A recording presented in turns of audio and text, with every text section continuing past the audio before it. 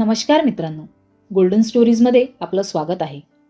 Golden स्टोरीजमध्ये आजची story आहे सावलीची नवी पहाट. चला तर स्टोरीला सुरुवात करूया.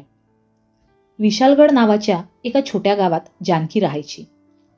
वयाच्या अवघ्या 28व्या वर्षी तिच्या आयुष्यातला सर्वात मोठा आधार हरवला होता. तिचा पती राहुल एका अपघातात गेला. जानकीचं आयुष्य जणू थांबल्यासारखं झालं होतं. पांढरं कपाळ आणि रिकाम्या हातांकडे बघत ती तासनतास खिडकीबाहेर शून्यात बघत बसायची.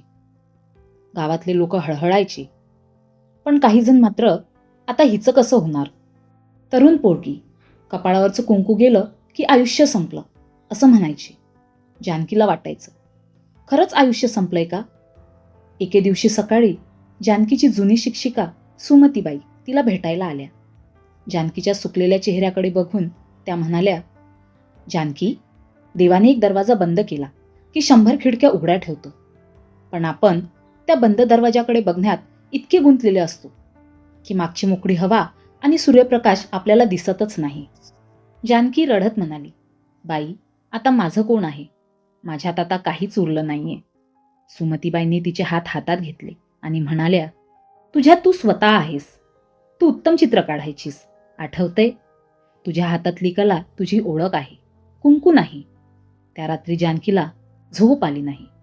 तिने अडगडीत पडलेला आपला रंगाचा डबा काढला. ब्रश हाताला लागताच तिचं अंग शहारलं. तिने कॅनव्हासवर एक चित्र काढायला सुरुवात केली. एक बाई जी अंधारातून बाहेर पडते आणि तिच्या समोर एक विशाल सूर्योदय होतो.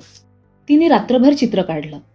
सकाळी जेव्हा सूर्याचं पहिलं किरण त्या चित्रावर पडलं तेव्हा जानकीला जाणवलं की तिचं रडणं थांबलं होतं. तिने ठरवलं, आता मागे वळून बघायचं नाही. तिने गावातल्या गरजू महिलांसाठी एक छोटा कला केंद्र सुरू करण्याचा निर्णय घेतला. सुरुवातीला लोकांनी नावं ठेवली, विधवा असून हे असले धंदे शोभतात का? पण जानकी डगमगली नाही. एका वर्षात जानकीने 15-20 महिलांना हस्तकला आणि चित्रकला शिकवून स्वावलंबी केलं. तिची चित्र आता शहरातल्या मोठ्या प्रदर्शनात मांडली जाऊ लागली होती. लोक आता तिला बिचारी जानकी नाही तर जानकी मॅडम म्हणून ओळखू लागले होते. एके दिवशी तिने त्या जुन्या रिकाम्या रस्त्यावर उभं राहून सूर्याकडे पाहिलं. तिने कपाळावर कुंकू लावलं नव्हतं, पण तिच्या डोळ्यात एक वेगळीच चमक होती. ती एकटी नव्हती. तिच्यासोबत तिची कला, तिचं धाडस आणि शेकडो स्त्रियांचा विश्वास होता.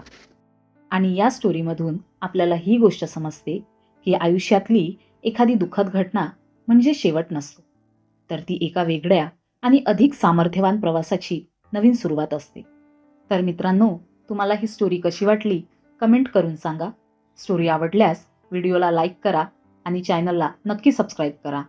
धन्यवाद.